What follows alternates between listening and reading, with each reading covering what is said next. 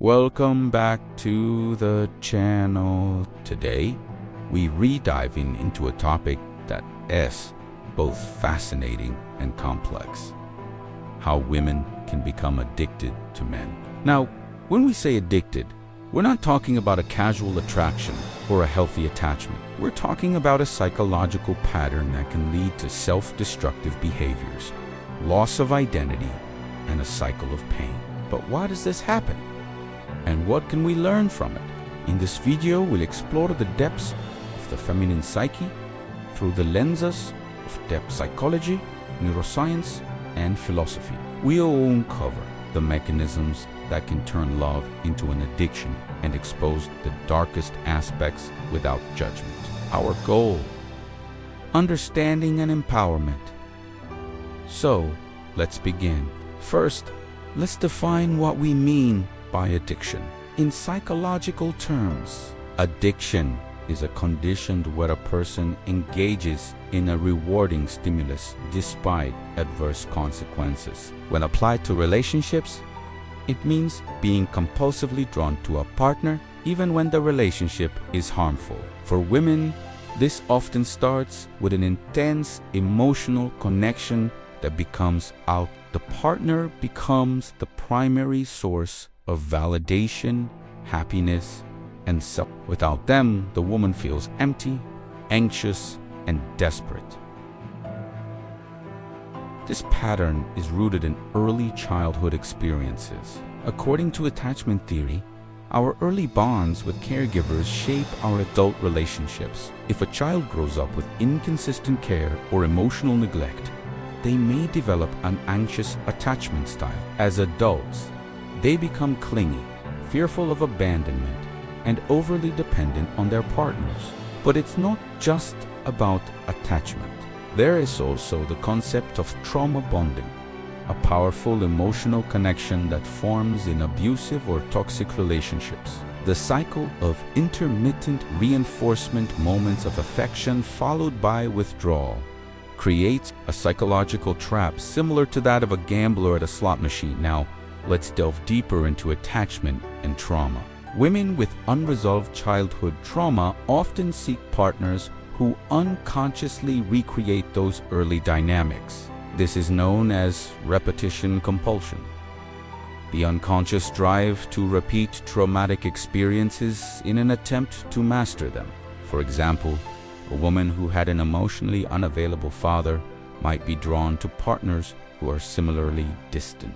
Each time she tries to win their affection, it reinforces the belief that love must be earned through suffering. This creates a cycle of addiction because the intermittent rewards, those rare moments of connection, become intensely addictive. Moreover, trauma can lead to a phenomenon called codependent women lose themselves in their relationships. They prioritize their partner's needs above their own, suppress their emotions, and their identity becomes fused with the relationship, making it nearly impossible to leave even when it's toxic. This is where we start to see the darker side, the erosion of self. The woman becomes so focused on keeping the relationship that she neglects her own well-being, dreams, and values. She might endure emotional, verbal, or even physical abuse, all in the name of love. But it's not just personal history. Society plays a huge role. From fairy tales to romantic comedies, women are bombarded with messages that equate love with self-sacrifice. The idea of happily ever after often means losing oneself in the service of a relationship. Cultural narratives glorify the ride-or-die woman, the one who stands by her man no matter what. This can pressure women into staying in unhealthy relationships, fearing societal judgment if they leave. Additionally, the media often portrays intense, obsessive love as romantic.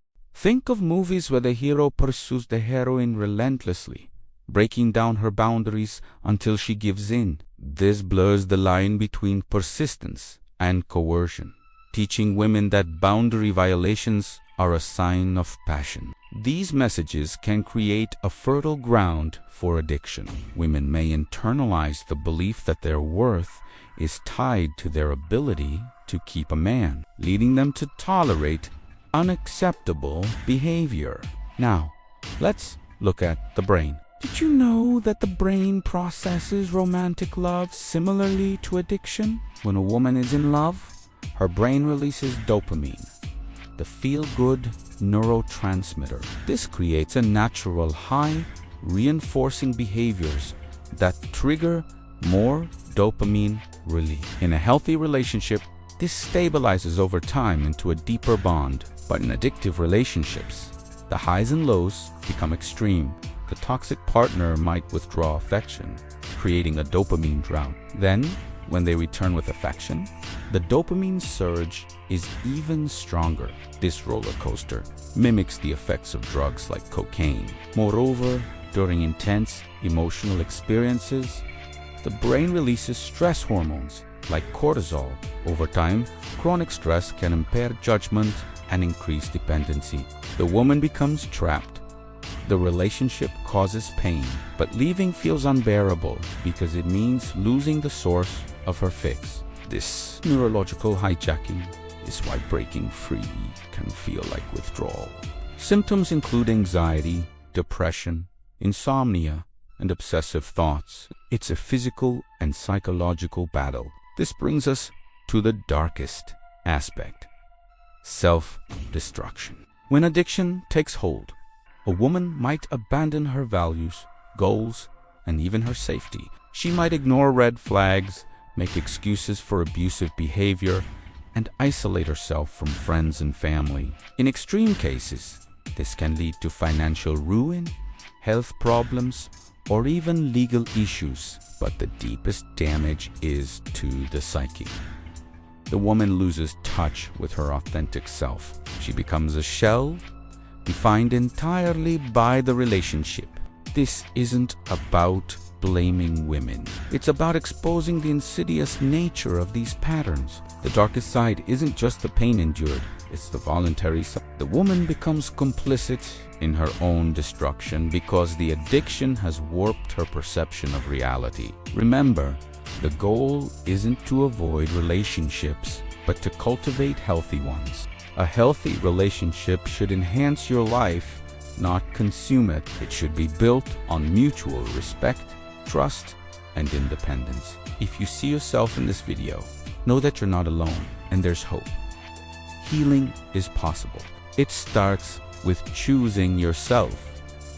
Thank you for watching. If this resonated with you, share your thoughts in the comments below. Don't forget to like and subscribe for more deep dives into the human psyche. Until next time, take care of yourself.